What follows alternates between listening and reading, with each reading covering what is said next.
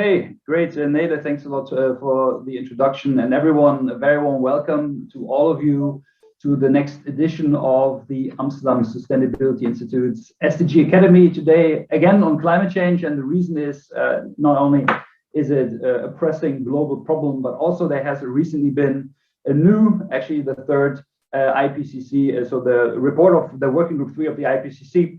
And that's a really crucial report because it talks actually about what we can do about the problem. So I think this is really crucial, although it has been maybe missed in the news a bit due to other events. So my name is Philipp Pattberg, and I'm the director of the Amsterdam Sustainability Institute. I'm very happy today to host this, and I'm actually very happy because I have two excellent colleagues who will help us to understand not only what the key messages of this Working Group 3 report actually are, but also to actually help us understand how the IPCC works and what could maybe be improved about that.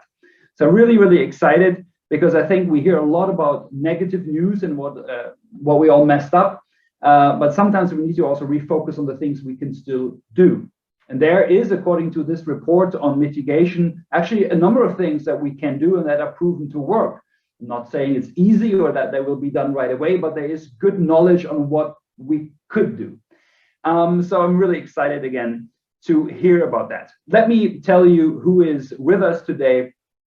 And we have two experts who are also really good colleagues. So first of all, I'd like to introduce to you and welcome very warmly Elin Boasson, who is from Norway, from the University of Oslo, where she is a professor in political science at the Department of Political Science, but also working at CICERO. And CICERO is the Center for International Climate Research, also situated in Norway. Now, Elin is an expert on many things, but particularly looking at it in the comparative way at climate and energy governance. I think also with a focus actually on the Nordic region. And she has been, and that's the reason why you're here with us today, a lead author of the Working Group 3.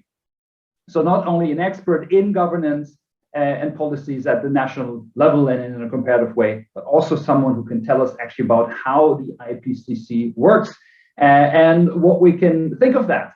Now, very, very excited. Welcome again, Elin, to our panel. And then second, my very good colleague, Dave Huitema, who is sometimes in the same building today. I think you're at home. At least that's what I can infer from the nice bookshelf, because we don't have them anymore in the university. Dave is a professor at the Open University in the Netherlands, but also at the Institute for Environmental Studies here at the Free University. And Dave is an expert in many things, but he has published widely also on climate governance. And that's really why you are here today, because you are an expert on all aspects of governance around the climate issue. So really interested on your view of what Elin will say. Without much further ado, what we will do is we will hear a presentation from Elin and then give the floor to Dave for some hopefully critical questions. And we will then open up to all of you for some other questions. And you can either do that by putting a comment question in the chat or by actually just raising your hand and then you have the floor. If you want to learn more about the ASI and what we do, we will also put a short link to our website in the chat. Now, Elin, you have the floor, and I'm really looking forward to hearing, first of all, what we can do to mitigate climate change, and also how does this IPCC experience actually work? Okay, thank you very much. So I have quite ambitious presentation here where I will I will first tell you a little bit about the conclusions from this big report, but I will also talk about climate governance, the role of climate governance research and policy relevance in the IPCC. So there are some broad key messages that come out of this 3,000 pages long report. Very few, I think, will read the whole thing. And I will focus more on the chapter that I have been a part of and I have used most of my time when it comes to governance conclusions, the chapter on policy and in the domestic and local level policy in institutions. And then I guess that among the audience, people will have, some will probably know quite a lot about the IPCC, but others won't know that much because IPCC is a a big, strange animal that has a very special science policy interface that I'll try to explain as easily as possible. And also the key questions now is, of course, what is the role of the IPCC in the transition process? Can the IPCC deliver the policy relevant knowledge that we need in order to meet the very ambitious targets set out in the Paris Agreement? And then I have some questions for you. What to do next? What should governance scholars do in relation to the IPCC? Is IPCC our home, or do we need additional places or additional ways of communicating to policymakers? So first, the key messages that comes out from this whole report when we kind of assess all the different types of research that have gone into the report. So the negative message, I think this have varied in countries, whether it is the negative or the positive message from the report that have gained more attention, but international press conference, they started with negative message. We are not limit warming 1.5 degrees. That's not very surprising for those that also paid attention to the 1.5 report from the IPCC a few years back. But this is, of course, alarming. And then the kind of the one sentence headline conclusion from this whole big report is that unless there are immediate and deep emissions reductions across all sectors, 1.5 degrees is beyond reach.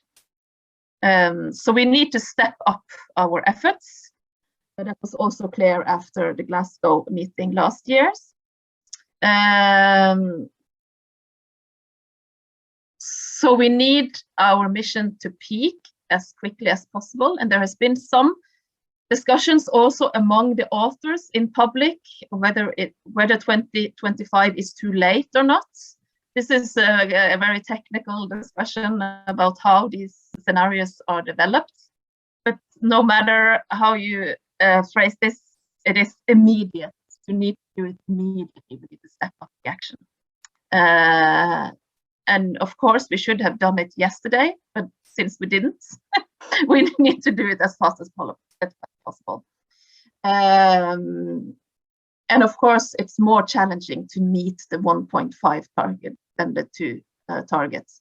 But it's also important to stress that the message is not that if we miss these targets, then we can just go on, because then we have kind of lost it. It's always important to cut emissions, and every percentage. It's much better to live in a 2.1% degree warmer world than a 3.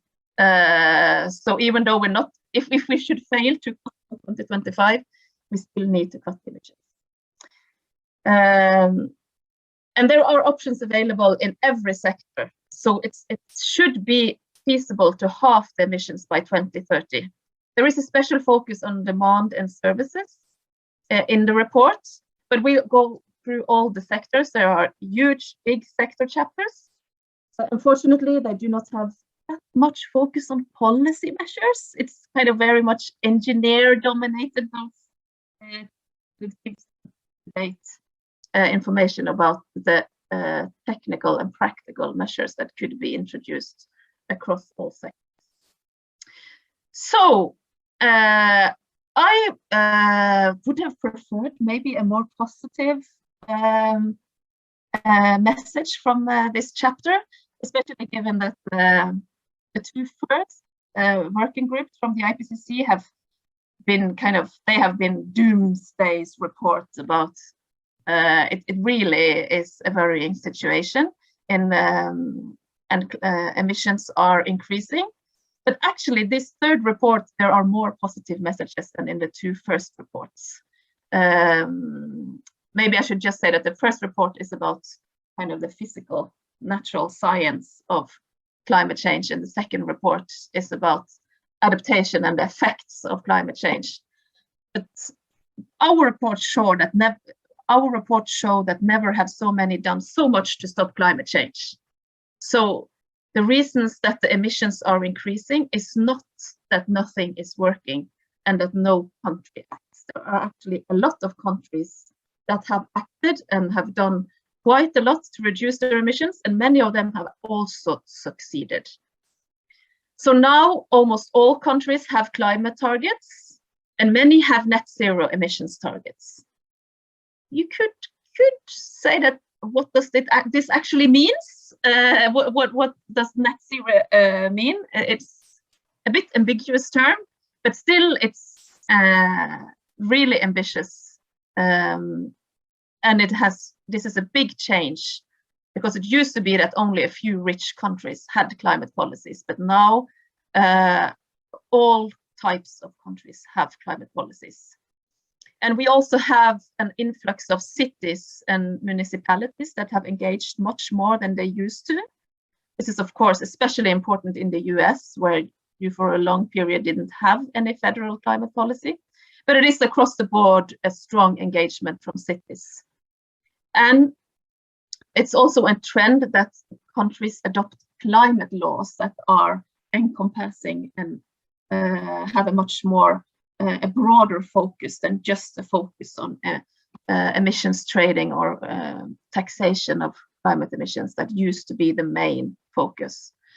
And sector-specific policies are the most common, specifically for renewable energy, but also for energy efficiency and across different sectors. It is a bit disappointing that ever since the IPCC started in the 90s to focus on climate policies, it has been emissions trading or climate pricing, that has carbon pricing, that has been the #1 measure, and only 20% of emissions are covered by this key policy. But our message is also that climate policy works. The global emissions would have been much higher if countries had not done anything. In the IPCC, the summary for policymakers, the SPM, is the result of negotiations between scientists and researchers and the country representatives. And many countries are very interested in creating figures that does not show that some of them have done a bad job. Like China does not want, and they kind of don't want any figures that show that China has increased their emissions tremendously, right? And the disadvantage with that is that you have these figures, see here, that also kind of hides that some countries have done a great job, and especially European countries have reduced their emissions a lot. And I think it's important to communicate this, that there are actually a lot of countries, it's 18 countries that have cut emissions for more than 10 years. Most of those countries, we know that the emissions reductions are due to climate policies. But you also have, for instance, the US, where it's more technical, not policy-related reasons for their emission reductions. And we know that carbon pricing is effective. We know that sector-specific measures are effective. But there is a tendency for countries to have very complex packages of policies. So we have some of the same challenge as we have with COVID, that all countries have encompassing packages, and it's hard to assess which of the policies that are more important. And we also know, we don't know that much about the interrelationships between the different policy measures. We conclude that climate governance works best when adjusted to domestic conditions. So, and this is kind of a new conclusions from the IPCC, because the chapter that I'm part of on domestic climate policies, and also the international cooperation chapter, has in the past been dominated by economists that have focused very narrowly on carbon pricing, and that carbon pricing is the best measure everywhere.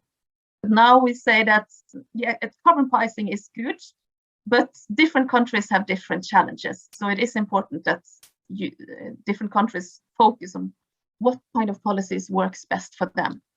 And you have to take into account the features of the political system. So presidential systems, it's harder to get any climate policies accepted than in parliamentarian systems. And material and economic endowments are important. If you have a lot of fossil fuels, it's hard. Fossil fuel resources, it's harder to get ambitious climate policies adopted, but it's impossible. Like my country, Norway, is an example of a country that is struggling to reduce emissions, but still have quite much more ambitious climate policies than Saudi Arabia, for instance, even though we both have a lot of fossil fuel endowments. And culture and tradition also needs to be taken into account. It's easier to get acceptance for climate policy if it is aligned with the way you usually do policy and governance in your country. And then this last conclusion about corruption and lack of democracy hampering climate governance is not so clear it's not in the summary for policymakers, but at all, because of course there are some corrupt and undemocratic countries that are not fond of this conclusion, but it is scientifically sound. So it's important to have there, and it's also in our chapter. So I would recommend people who are interested in things from our chapter to read a chapter, or at least the summary of the chapter, and not only the summary for policymakers. So you can be aware that all the chapters, all the 17 chapters, have their own summaries that are 1.5 pages that you can read if some of you don't have the time to read 3,000 pages. We have also assessed that many actors play a role for governance. It used to maybe be the impression that politicians are important and business are important. And that is true. And politicians are important not only as decision makers, but also as agenda setters and as implementers. And business is also crucial, not only as implementers, but also as influencers and decision makers, that business develop their own policies. But then you also have climate activists and anti-climate activists. Unfortunately, the research on anti-climate activists is very much dominated by the US. So we know less about their role in Europe and elsewhere. And there is emerging literature on indigenous peoples and labor unions, but here we need much more knowledge. And there are also many, many other groups that we know are active in climate governance, but we lack research enough to conclude on their importance. We have a very strong focus on public administrations or public institutions in this report, which is a new feature of our chapter. And we argue that we really need strong public administrations. We need ministries or climate committees. So you could organize this in different ways in different countries, but it's a strong message that strong public administrations are needed. This is not only a focus for developing countries, but also developed countries. We also highlight in the end of our chapter, there's a list of issues that we need more research on. No, I'm not there yet. I also wanted to say that we assess the media coverage, and this is also new to this report. And here also it's a positive message. So this figure here is not actually from the report, it's just as an illustration that the media covers climate change and climate governance that's much more than they used to, and the coverage is much better than it used to. And then I guess you maybe know this case related to litigation. We also have an assessment of litigation, but litigation is more common, but whether it's good or bad, it's a bit unclear. In the US, you have the most litigation cases, and those are quite many. In many instances, the polluters will win, not the activists. So here are the knowledge holes, that some of them. So of course, the big challenge that is in our report, but also in the literature, we have a big divide between those that develop scenarios and those of us that focus on assessing policy. And we need to have more collaboration, because it's important for us political scientists and governance scholars to maybe be a bit more brave and look into the future and connect our research to these scenarios.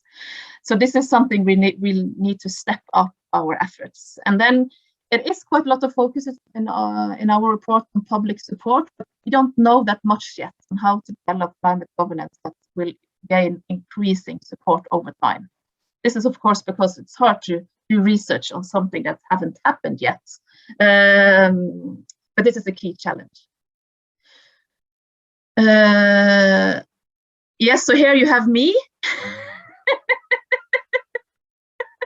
In the back here, I'll tell you a little bit about the IPCC report. This was from one of the rare physical meetings before COVID hit.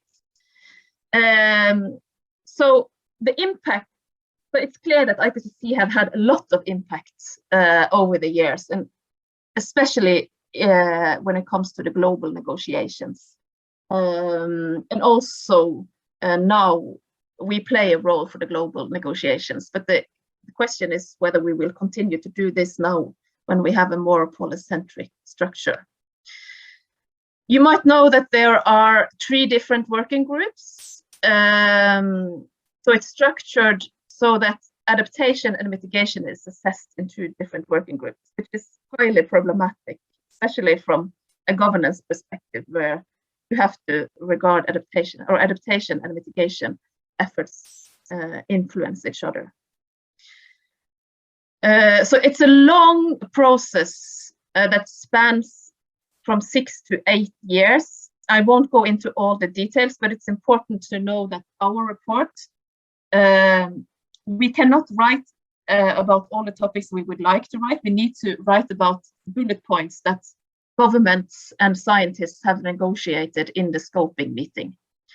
And the authors of the IPCC report, they need to be nominated by countries. So if you have fantastic climate researchers in a country that are in disagreement with maybe a not democratic government, they won't be nominated. But if some of you want to be nominated, you can nominate yourself at your government and ask them to nominate you. There are 3 different stages of reviews. So we have had thousands of inputs from government officials, but also from experts. Maybe some of you gave inputs to our report. So there is a really thorough review process. And then what happened recently was that there was a plenary where the government representatives and the authors negotiated the summary for policymakers. So the summary for policymakers is a political document, but our chapter, our own. It has not been changed as a result of negotiations with governments. So there are a lot of lead authors, 278 lead authors, and then there has been 354 contributing authors in addition. And it's unfortunately much more men than women. I was very shocked by this at my first meetings, but then the women that were older than me said, "Oh, it's never been that many women here. This is just a revolution." And as a Scandinavian, I found this very strange. But I guess the main focus is on developing countries, Also a particular challenge for governance research, since there are not much governance research in not democratic countries. So, can the IPCC deliver the policy relevant knowledge that we need? The mandate of the IPCC is, if you focus on the second quote here, IPCC reports should be neutral with respect to policy, although they may need to deal objectively with scientific, technical, and socio-economic factors relevant to the application of particular policies. This is a very, we should be policy neutral, and we should not be policy prescriptive, but policy relevant. But this is easy to say, but it's very hard to do, and especially if you do research on policy, this is challenging. Just an example from the SPM process. So all of these processes are not open to the public. So this is only what was in the Earth Negotiations Bulletin. But here you see, especially India and Saudi Arabia used a lot of time to try to get rid of some parts of what was in the report. And it took a lot of time to negotiate the details. So IPCC has some fantastic advantages when it comes to delivering policy relevant knowledge. the most important is that it has a high prestige. It has a high legitimacy because of the interrelationship with policymakers. And this dialogue with policymakers is very useful as a researcher. Also, you really learn to be relevant. And for the natural sciences, IPCC have really structured their work. It's been a very important in order to create coherence among all climate researchers. And it's also very strong on interdisciplinarity. The disadvantages is, of course, the mandate and the structure of the working groups, and that it's 3,000 pages long. Whoever will read something like that. It's a bit unclear whether the summary for policymakers are watered down. There has been identified that there's a lot of self-censorship among the authors. And also, we were 5 political scientists this time among almost 300 researchers.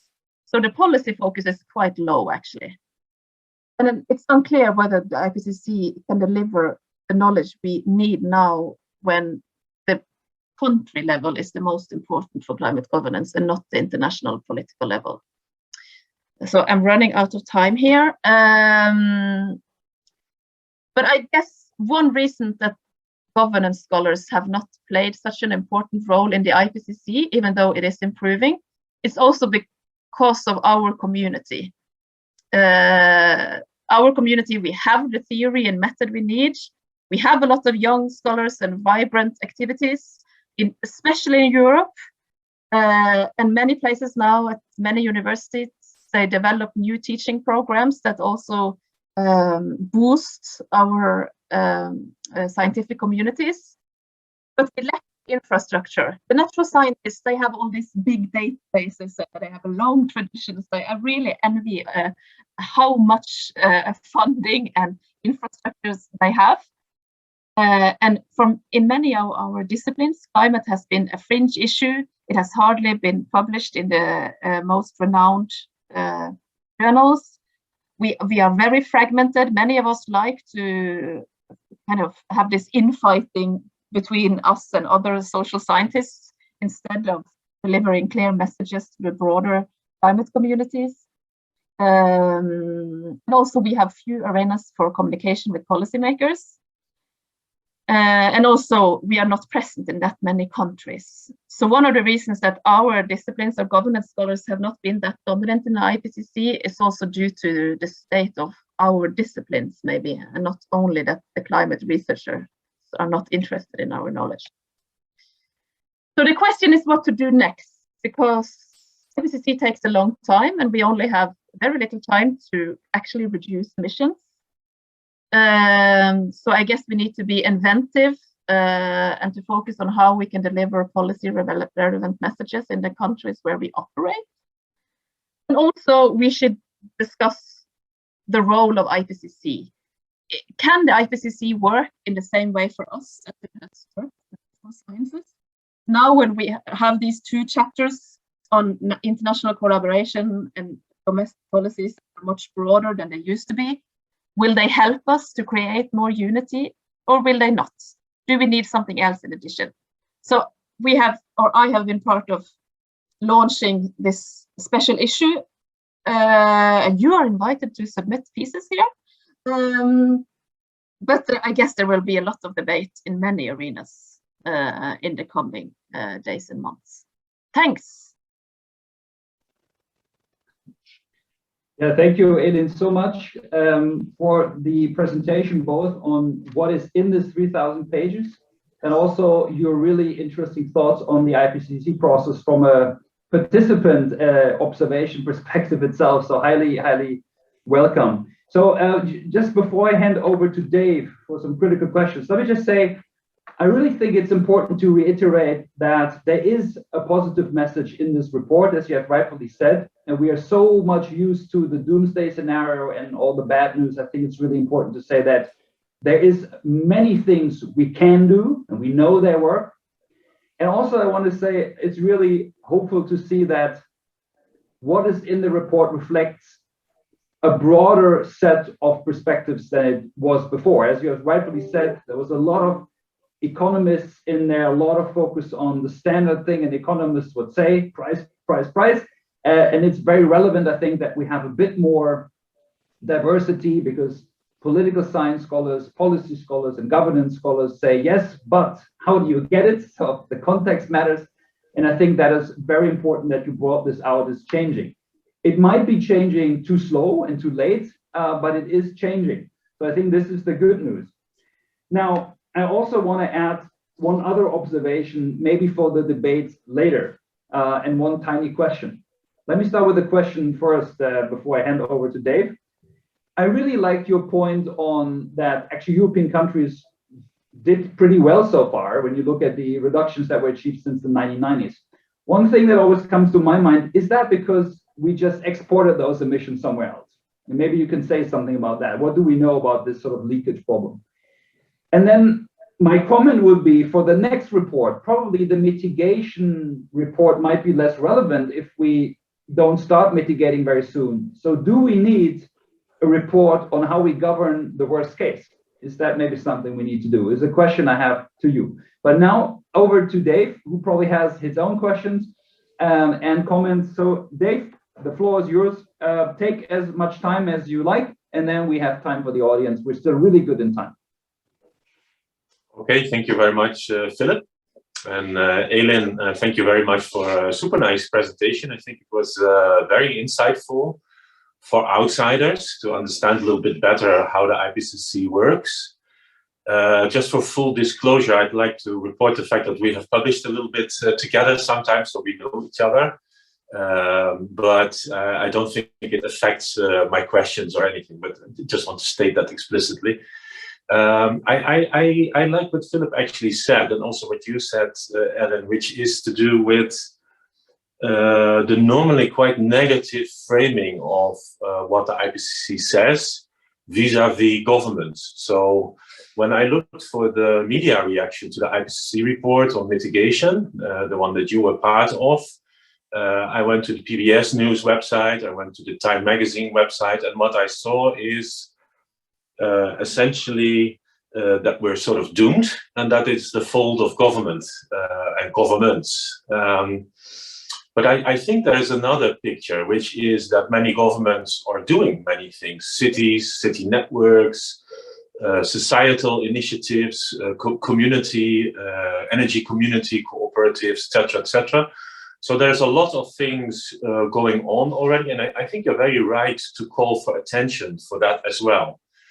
The question, of course, is does this in the end sort of translate into something bigger than just these initiatives? Huh? So if we follow Elinor Ostrom, the Nobel Prize winning, can you call her an economist? She was also a policy scholar, I think.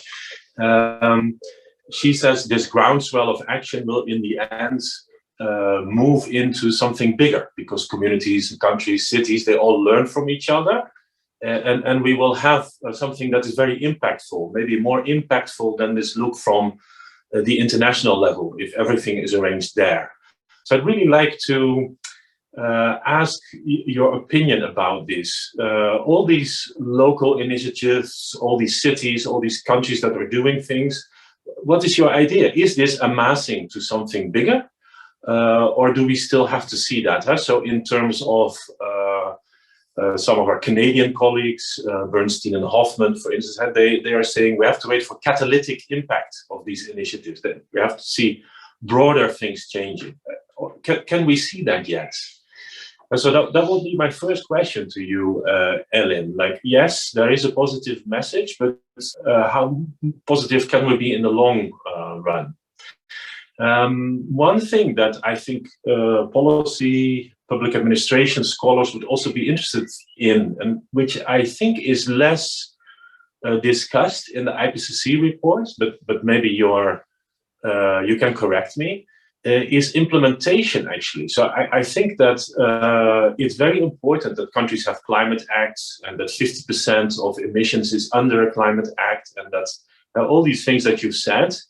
But what are countries actually doing with those acts? And coming from the Netherlands, where we have a huge disconnect, I think, between the law and the reality, let's say, I would like to hear a little bit from you as well, like how you see actually implementation unfolding in the next 10 or 15 years. I really liked the fact that you pointed to litigation, and you actually had a former VU colleague in one of the pictures, Marjan Minnesma from the Agenda, who brought a case against the Dutch government. And like you, I feel that this is to do with this implementation agenda, and I have a mixed feeling about this. Like, if it comes to the courts actually telling governments that they have to implement the climate law, maybe there's something wrong, actually, rather than that we should be cheering about it.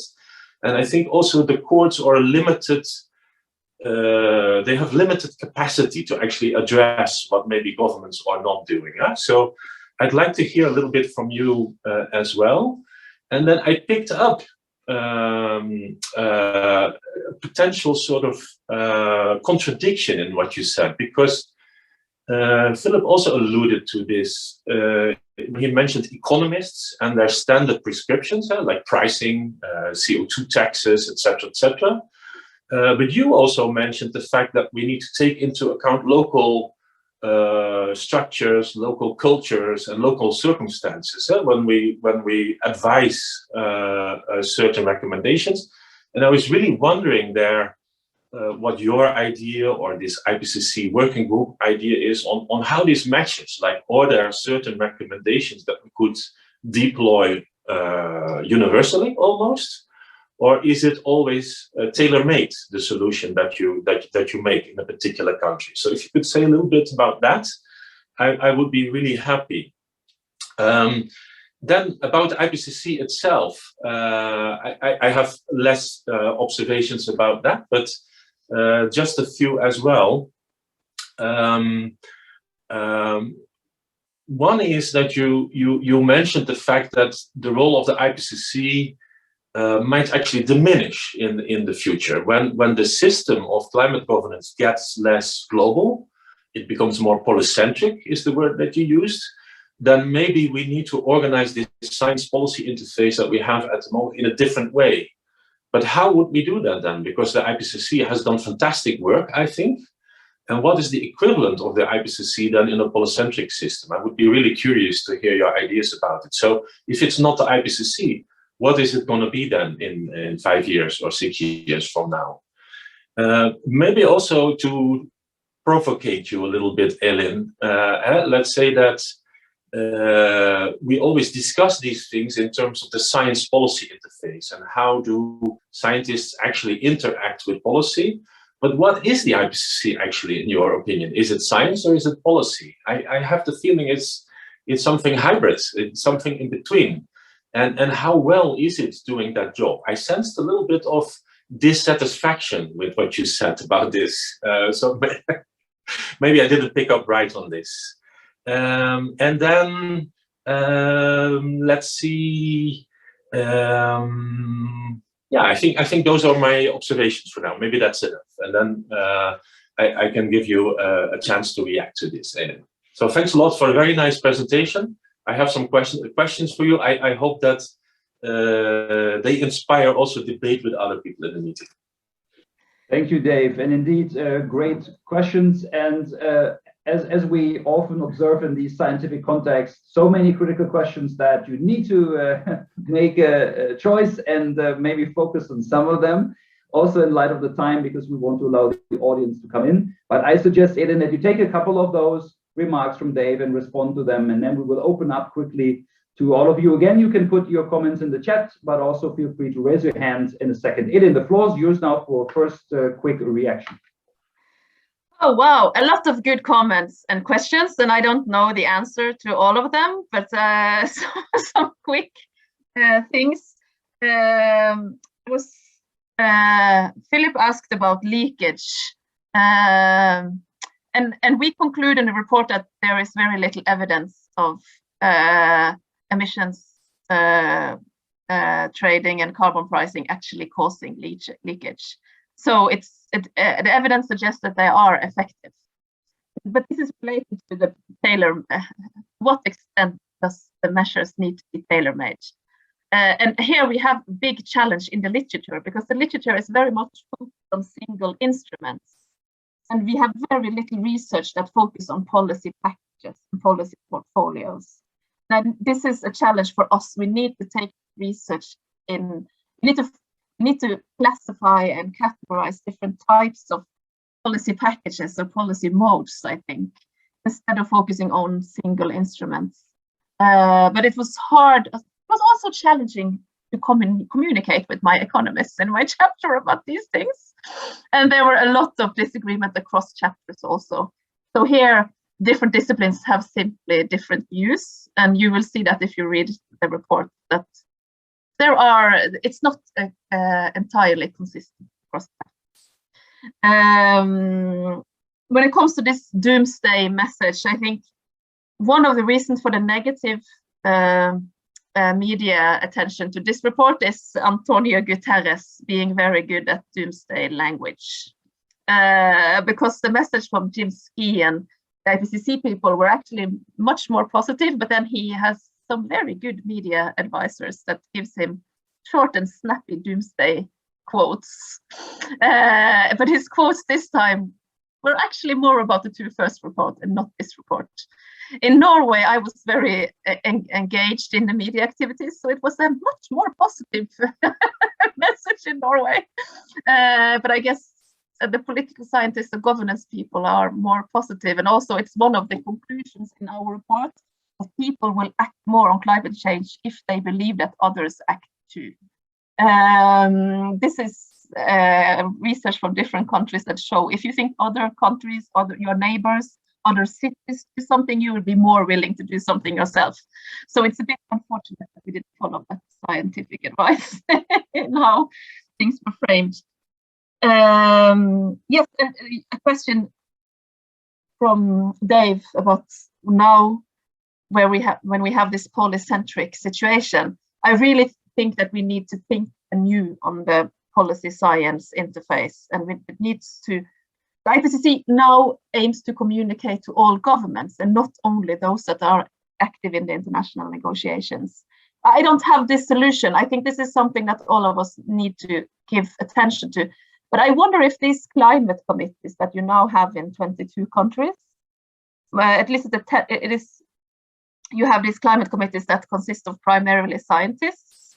So that is kind of a new feature for a policy science interface. And it might be that we should have some kind of international, they have now created an international network among themselves. And maybe we can build on that in some way in order to get more, because I think you would have, what you need is to assess the governance structures in the different countries, but the IPCC cannot do that. It's illegal in the mandates. But that is what you actually need, I think, in order to spur kind of discussion domestically about how to develop the domestic measures. And just this adaptation mitigation, that they are in different work packages. Working groups. I think that's very unfortunate. And now, because we need, for instance, now we have a sector chapter on buildings, on industries, and we only assess mitigation options and not adaptation measures. That's very unfortunate because all countries need to do both of these things in combination, and we do not help them in the IPCC. Thank you, Elin, for this first round of reactions to Dave's questions and my comments. And I really want to stress, I hear really a call for even more collaboration, interdisciplinarity, because I think there's so many things to gain from, as you said, bringing together people that do the scenarios with the policy and governance people, but also really bringing in some of the local level, national and the international questions. So I think there's really a lot to do for our own disciplines. Also, what I think is really interesting to think about is that, per definition, it seems to me very difficult for scholars who focus on policy and governance to give advice to policymakers, because what we actually do is we criticize them, and no one wants to be criticized. So they don't really like to listen. They like to focus on technological stuff, on the things that are has not to do with decision making per se. So I think it's an inbuilt challenge to what we do sometimes. But now I want to open up and ask for questions from the audience, and there are then two ways to do that. One is you raise your hand by using the button in Zoom. And if you don't want to do that, there are already some really cool questions in the chat. So while I again say, please, if you have a question, come up now. I want to ask Nele to maybe read one or two of those already now so that we can get a discussion going. And Elin, again, you have a bit of a choice what you want to answer. So if there's no hands, then Nele, please read us a question from the chat. Yes, sure. We had sort of 3 questions, and the first one was from Philipp, who asked, you mentioned the presidential system in the beginning, and that it's harder to adopt climate policy in these systems. So the question is, why is that? And also, if you have looked at authoritarian countries, and if and how they attempted to introduce policies and how that worked. And then we have 2 other questions, I just mentioned them quickly, which are sort of a good pair, because one is from Vivian, who asked that with increasing number of climate litigation, if there's space for lawyers in the next report. And Mercy then asked, since we need more rallying the masses, shouldn't environmental educators also be included in the next report? Okay, thank you for those very good questions. So when it comes to the difference between presidential and parliamentarian systems, this is primarily studies that's a big kind of quantitative data set. So you see kind of a tendency, but you also have some case studies that indicate it's because there are more veto points in the presidential systems. You need to have more actors on board in order to make something happen, but also just because the US policy-making system is broken in general, it plays into this. But this is a tendency, so it's not that it's impossible to adopt good climate policies in presidential systems. But we assess, so we do not do any research, of course, we only assess the state of the research. When it comes to authoritarian countries, we conclude that it is possible for authoritarian countries to develop good climate policies. It's not that you only find it in democratic countries, but also when you have these big quantitative studies, you find that there is a tendency for democratic countries to develop better and more ambitious policies. But all of this literature is also a bit unclear. What is the dependent variable and how to measure good climate governance? Should we have like emissions reductions or emissions intensity? And you have different measures in different studies. And I guess this is a general problem in the whole report, that we don't have that many good indicators. What indicators should we use? Because you have emissions, right? But there are also, you should also have good processes, and you sometimes it takes a long time to change an industry. So this is, I think, a challenge for us all to develop good indicators of what good climate governance is, and also emissions reductions could be caused by other things than policy. Then it was the litigation. Yes, we have no lawyers in our chapter. Quite strange, actually. But we had good contributing authors that helped us to write about this litigation trend. But on international cooperation, there were many lawyers. So that chapter is really, it's a very good description of what does the Paris Agreement actually mean, and how does it really differ from Kyoto. But I think, so I would have been happy if we also had lawyers in our group. And there is certainly a trend that we need to pay more attention to the courts. But I think political scientists really need to step up their efforts, because when I try to force or nudge the lawyers that do research on litigation, I realized that we simply do not have kind of, it's not related to the policy process or politics. The there's a lot of good descriptive research about the role of litigation, but it's not really connected to power and power dynamics. So I think this is an effort. It cries for more political science. So if some of you want to make a name for yourself, you could do political science research on climate litigation. Great, thanks also for those comments, Elin. There's more in the chat. I think also quite challenging and interesting questions. Nele, the next two I think are really to the core. So maybe we take those as well.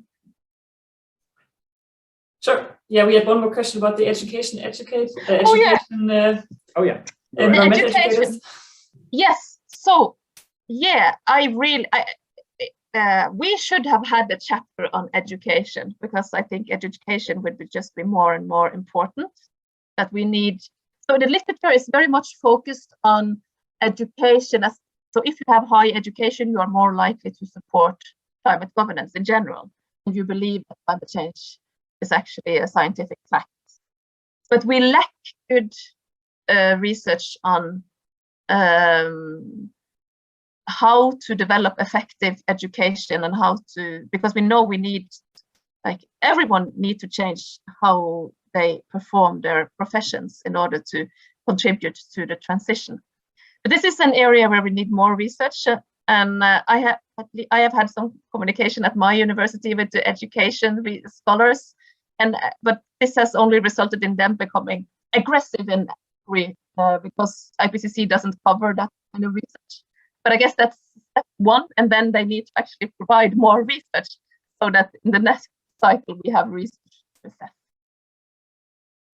Yes, very good. Then we have 2 or 3 more questions here.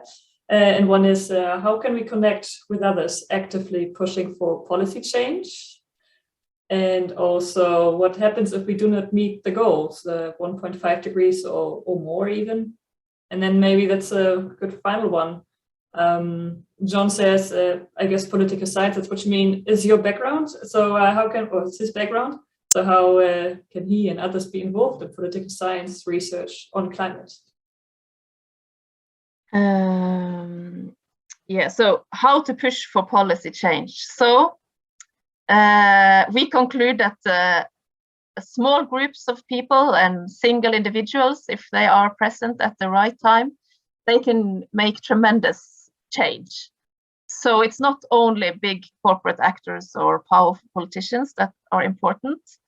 A lot of research show that single individuals or small group of actors can be crucial, but sometimes counter forces are so big that no matter how strong and good and smart you are, you won't succeed. But often it takes not so much to make a big change. And then if we do not succeed, if we do not succeed in getting the emissions down globally by 2025, then we have to try in 2026 and in 2027, because the longer, so I don't want to live in a 3 or 4 degrees Celsius warmer world. So all efforts are important. All efforts reduce the kind of how dramatic the climate change is. And this is a communication challenge of the IPCC, because IPCC always says, oh, we have just a few years and we have to change. And then 6 years later, oh, we have a few years and we have to change. But that's not really the case. We have to work with this. It's a long-term challenge. And if we do not succeed tomorrow, we might succeed the day after tomorrow. So the last question was about the role of political science. Yeah, someone with the political science background asks how he can get involved in political science research on climate. Yeah, so I think a good thing in political science now that the last year or so, something has changed, because finally the major journals in political science have really stepped up and published more work on climate issues than they used to. And this is, of course, driven by that it took very long before our US colleagues realized that climate was a political issue. But now they have finally realized. And when the US scholars have realized, then it's easier for scholars everywhere else to also focus on this issue. So let's hope that climate policy will become just as important as war and peace and welfare state research in political science. And I really think that this is, we are getting there. Things have really changed in political science the last few years. And this is, we like to think about science, that we are kind of objective and we just focus on the important things, but there are trends and fashions in political science. And these days, climate research is fashionable. So it's a very good time to focus on climate in political science. Yeah, thank you, Elin. Really great way to answer these difficult questions. We will definitely share the journal that you edit, so that maybe people who want to come and become involved can do that. And it's almost time to wrap up, so I want to say just a couple of things. First of all, again, really thank you so much for the excellent presentation, not only sharing what's in the report, but also sharing your ideas about the whole process and how we could go forward from here. Also, thanks a lot, Dave, for your critical comments. Very much appreciated. And also, everyone, thank you for coming in and asking really good questions. I think one thing that I see is that there's ever more room for collaboration, right? So it's really important that we, although we have a lot to offer as individual disciplines, we really need to make an effort to come together and understand what the others are doing. How does scenario work actually look like? What is political science actually? What do governance scholars do all day long, and how can that come together? Is a tremendous, I think, education exercise in itself.